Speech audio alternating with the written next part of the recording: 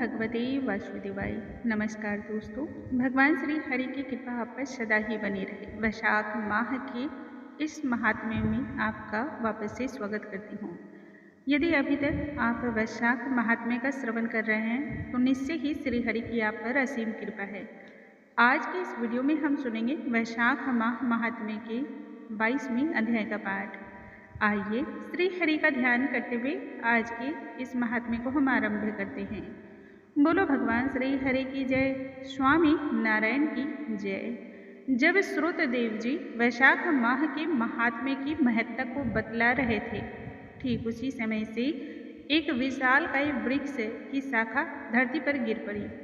उस वृक्ष की कोटर में एक बहुत ही भयंकर सर्प था जो कि इस महात्म्य का श्रवण कर रहा था। वैशाख माह के इस महात्म्य के श्रवण मात्र से ही वह सर्प योनि से मुक्त हो गया तथा दिव्य शरीर को धारण करके हाथों को जोड़ करके श्रुत देव के समक्ष हाथ जोड़कर वह बैठ गया। उस सर्प को देख करके तब श्रुत देव जी विस्मय में कहने लगे कि तुम कौन हो और तुम्हारी यह दशा कैसे हो गई थी, ये सभी बातें विस्तार पूर्वक बतलाओ। तब वह शीश झुकाए हाथ जोड़कर कहने लगा, हे मुनि, मैं प्रयागराज में रोचन नाम का एक ब्राह्मण था जो कि विद्या रूप यौवन से युक्त होने के कारण धन का गर्व और उसका अभिमान सदा ही किया करता था। आसन, शय्या, निद्रा तथा अपरिक्रिया लोकचर्या यही मेरे दिनचर्या थे। ब्याज लेना और ये मेरे व्यापार थे। मुझे लोक निंदा का भी जरा सा भी भय नहीं था।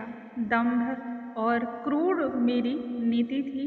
किसी के प्रति मुझ में कोई श्रद्धा भक्ति भाव नहीं था। इस तरह से मेरी बुद्धि नष्ट हो चुकी थी और बहुत समय तक मैं यूं ही बढ़ा रहा। एक समय की बात है, वैशाख के माह में जयंत नाम के ब्राह्मण भगवान श्री हरि के वैशाख माह की धर्म और महत्ता को सुनाते हुए उस क्षेत्र में आए। हजारों स्त्री एवं पुरुष उस ब्राह्मण के महात्म्य को सुनने के लिए वहां पर बैठा करते थे। वह ब्राह्मण देवता प्रतिदिन भगवान श्री हरि के वैशाख माह के नियम और धर्मों का विवेचन करता। जितने भी प्राणी और भक्त थे सभी लोग चुपचाप भगवान वासुदेव की कथा में अपने मन को लगा करके श्रद्धा युक्त सभी चुपचाप सुना करते थे। इन धर्मों का वह पालन भी करते थे। संपूर्ण आलस्य को छोड़ करके सभी उस धर्म को अपनाते भी थे।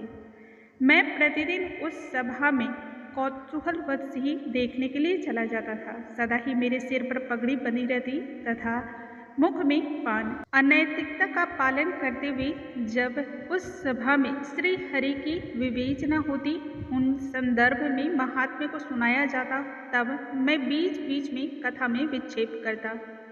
इस तरह से वहां सुन रहे भक्तों का मन चंचलायमान हो गया। मैं कभी कपड़े फैलाता तो कभी निंदा करता, कभी ठहाके मारकर हंसता। इस प्रकार से कथा की समाप्ति तक मैं ऐसे ही कार्यों को किया करता था। यही दोष के कारण मेरी बुद्धि नष्ट और भ्रष्ट हो गई। अवस्था मेरी जीर्ण हो गई और सन्निपात रोग की वजह से मेरे प्राण जाते रहे। उसी समय यम के दूत मुझे पकड़ करके नरक लोक में ले गए, जहाँ 14 मनवंतर तक अनेक प्रकार के दुख और पीड़ाओं को मुझे भोगना पड़ा। इसी क्रम से 84 लाख योनि को भोग करके अब इस वृक्ष की कोटर में मैं निवास करता हूँ। यह वृक्ष 10 योजन लंबा, चौड़ा और 100 योजन ऊंचा है। इसमें 7 योजन की इस कोटर में मैं महाक्रूर सर्प की योनि में ही रहकर निवास कर रहा था। हे ब्राह्मण प्रिय, मेरे प्राचीन काल का ही यह पुण्य प्रताप है जो इस कोटर में रह करके मुझे 10 सहस्त्र वर्ष व्यतीत हो चुके हैं।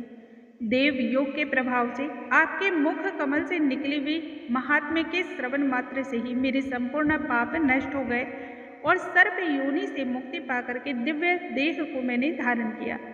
अतः हाथ जोड़कर आपके समक्ष मैं शीश नवाए बैठा हूँ। हे मुनिवर, मैं नहीं जानता कि आप कौन हैं और किस जन्म के मेरे बंधु हैं। मैंने कभी भी कोई उपकार का कार्य नहीं किया और ना ही किसी साधु सज्जनों का संग ही किया। फिर भी समान चित्त वाले आप जैसे महात्मा ने मेरे ऊपर यह उपकार किस प्रकार से किया है। हे मुनिवर, मेरे ऊपर बस इतनी सी आप कृपा करें जिससे भगवान विष्णु के प्रति मेरे अंदर प्रगाढ़ प्रेम उत्पन्न हो जाए। उस सुदर्शन चक्रधारी भगवान विष्णु को कभी न मैं भूलूं और सदा ही सच्चरित्र साधु महात्माओं के संग में रहूं। मुझसे कभी भी अनैतिक और अधर्म जैसे कार्य न हो, ना ही मुझ में अहंकार हो। मैं सदा ही दरिद्री रहूं, क्योंकि दरिद्र धनमांधों के लिए अंजन के स्वरूप है। इस प्रकार अनेकों प्रकार की स्तुति करता हुआ वह बारंबार हाथ जोड़ करके और शीश नवाए मुनि के आगे चुपचाप खड़ा रहा। भक्ति की इतनी गहरी आस्था देख करके मुनि के आंखों में पानी आ गया और प्रेम से दोनों हाथ उठा करके उसे वह स्पर्श करने लगे, जिस स्पर्श मात्र से ही पाप नष्ट हो गया और शरीर पवित्र हो गया। उस दिव्य रूपधारी ब्राह्मण पर कृपा करके कृपालु होकर के वह श्रुतदेव जी आगे कहने लगे, हे द्विज, वैशाख माह और भगवान विष्णु के महात्म्य के श्रवण करने मात्र से ही तुम्हारे पाप नष्ट हुए हैं। इसी पुण्य प्रभाव के कारण तुम्हारा पुनः जन्म होगा ब्राह्मण के घर। तब तुम वेद शर्मा नाम से प्रसिद्धि को प्राप्त होगे, जो कि संपूर्ण विद्याओं में पारंगत होगा। प्रत्येक जन्म में तेरी अत्यंत जाति स्मृति होगी और इसी स्मरण के अनुबंध से तू संपूर्ण इच्छाओं का त्याग करके वैशाख के नियम और धर्मों का पालन करेगा, जो कि श्री हरि को अत्यंत ही प्रिय और उन्हें प्रसन्न करने वाला है। जितेंद्रिय तथा गुरु भक्ति का पालन करते हुए तुम्हारा जन्म सदा ही विष्णु भक्ति में तत्पर रहेगा और यही कारण होगा कि तुम्हें सिद्धि की प्राप्ति होगी। संपूर्ण बंधनों से मुक्त होकर के दुर्लभ परम धाम की तुम्हें प्राप्ति होगी, जो कि योगियों को भी अत्यंत दुर्लभ है। श्री हरि की कृपा अपने भक्तों पर ऐसी होती है कि पापी से पापी प्राणी हो या फिर ईर्ष्या और द्वेष से युक्त प्राणी हो, यदि वह अपने द्वेष के साथ भी श्री हरि के नामों का उच्चारण भी करता है, तब भी हृदय उन पर निर्मल होता है तथा विष्णु धाम को प्राप्त होता है। जो प्राणी श्रद्धा पूर्वक क्रोध पर जीत कर जितेंद्रिय होकर के इस महात्म्य का श्रवण करते हैं, सदा ही वह मोक्ष को पाते हैं, श्री हरि के धाम जाते हैं। इसलिए भगवान श्री हरि की उपासना सदा ही करनी चाहिए। जिस प्रकार से पूतना को भी मुक्ति की प्राप्ति हुई, ठीक उसी प्रकार से हम तो प्राणी हैं। इन प्राणियों पर सदा ही श्री हरि कृपा करते हैं। महात्माओं की नित्य संगति तथा उनका आश्रय मुमुक्ष पुरुषों का नित्य ही कर्तव्य है और यही वेदोक्त की विधि भी है। प्रभु की भक्ति करने में तथा उनकी सेवा करने में ना तो कष्ट होता है, ना ही धन का व्यय ही होता है। भगवान के रूप और यौवन की सदा ही स्मरण करने मात्र से ही परम धाम की प्राप्ति होती है।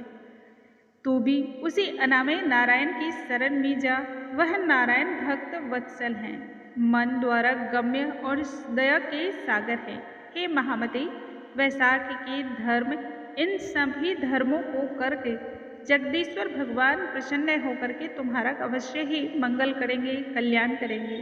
श्रुतदेव जी इतना कहकर जब चुप हो गए, तब वह दिव्य पुरुष व्याध अर्थात कि उस बहेलिया को देख करके आश्चर्यचकित होकर कहने लगा, हे मुनीश्वर, मैं धन्य हूँ जो आपने मुझ पर अपनी कृपा की है। मेरे ऊपर बहुत बड़ा आपने अनुग्रह किया है। आपकी छत्र छाया के कारण ही मेरा भाग्योदय हुआ है एवं उत्तम गति की प्राप्ति हुई है। ऐसा कहकर वह मुनि की परिक्रमा करके उनसे आज्ञा लेकर के तथा स्वर्गलोक की ओर प्रस्थान कर गया। संध्या काल हो चुकी थी, अतः संध्या वंदन हेतु मुनि ने भी मौन को धारण कर लिया।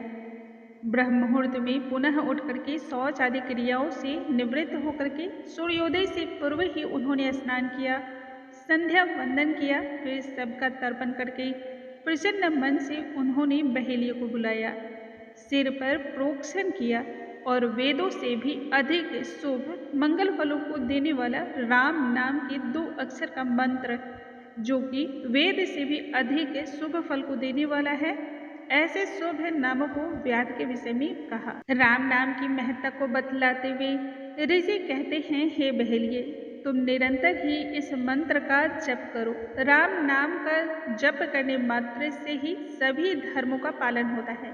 हे बहेलिए, मरणोपरांत तक इन्हीं धर्मों को तुम करते रहो। इसी से तुम्हारा जन्म वाल्मीकि ऋषि के कुल में होगा और तुम वाल्मीकि नाम से संसार में प्रसिद्ध होगे। बहेलियों को इस प्रकार से समझा बुझा करके वह मुनिवर दक्षिण दिशा की ओर चल पड़े। व्याध ने भी तब ऋषि को परिक्रमा देकर के बारंबार नमस्कार किया। थोड़ी दूर तक पीछे वह उनके गया भी, फिर उनके वियोग में वह रुदन भी करने लगा। विलाप करते करते वह उन्हें तब तक देखता रहा जब तक मुनि आंखों से ओझल न हो गए। हृदय में उनको धारण करता हुआ कठिनता से थोड़ी देर वह वहां पर रुका रहा। फिर वन को स्वच्छ करके उस मार्ग में प्याऊ उन्होंने लगाया जो कि वैशाख के धर्मों का पालन करता हुआ है। वन के कैथ, वनस, जामुन, आम आदि जैसे फल, यह सभी वृक्ष भी लगाए। बालू का बिछौना बनाया और छाया का भी इंतजाम किया जो कि राहगीरों के श्रम को दूर करने वाला है।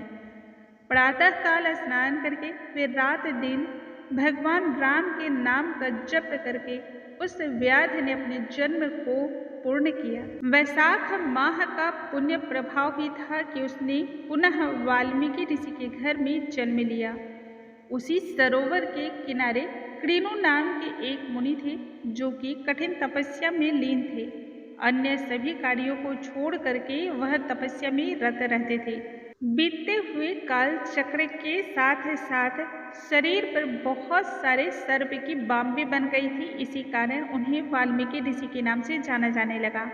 फिर तपस्या के अंत में जब कृणु ऋषि के कानों में स्त्रियों के मीठे मनमोहक प्रिय शब्द सुनाई देने लगे तब उनका चित्त चंचल होने लगा एवं एक भील जाति की स्त्री को ला करके उन्होंने वाल्मीकि नामक पुत्र को उत्पन्न किया। राजन, ये वाल्मीकि संसार में बड़े ही यशस्वी और प्रख्यात हुए। इन्होंने भगवान राम की कथा को रच करके संसार में प्रसिद्धि प्राप्त की जो कि संपूर्ण बंधनों को मुक्त करने वाली है, हर प्रकार के कष्टों से मुक्ति दिलाने वाली है। श्रुतदेव जी कहते हैं कि देखो, वैशाख माह के महात्म्य को जिन्हें फलने में तनिक भी देरी नहीं लगती है। मानसिक रूप से भी यदि इस माह में दान पुण्य या फिर किसी भी महात्म्य का व्यक्ति श्रवण भी कर ले या फिर गलती से भी भूलवश भी यदि इस महात्म्य को व्यक्ति सुन लेता है, इस माह में जूतों को दान भी कर लेता है या अन्य प्रकार के प्याऊ इत्यादि का भी दान करता है, तब भी उसे दुर्लभता से प्राप्त होने वाले वह सुख प्राप्त होते हैं जो कि देवताओं को भी अत्यंत कठिन है। जो भी प्राणी, जो भी भक्त इस महात्म्य का श्रवण करेगा तथा औरों को सुनाएगा, संसार में पुनः वह जन्म और मृत्यु के बंधन में फिर नहीं बंधेगा, अर्थात कि इससे उसे मुक्ति की प्राप्ति हो जाएगी। बोलो भगवान श्री हरि की जय, स्वामी नारायण की जय। दोस्तों, आज के इस वीडियो में हमने सुना वैशाख माह महात्म्य के 22वें अध्याय का पाठ। कल के वीडियो में हम नई और आगे की कथाओं के साथ पुनः मिलेंगे। तब तक के लिए नमस्कार, हरे कृष्णा, राधे राधे।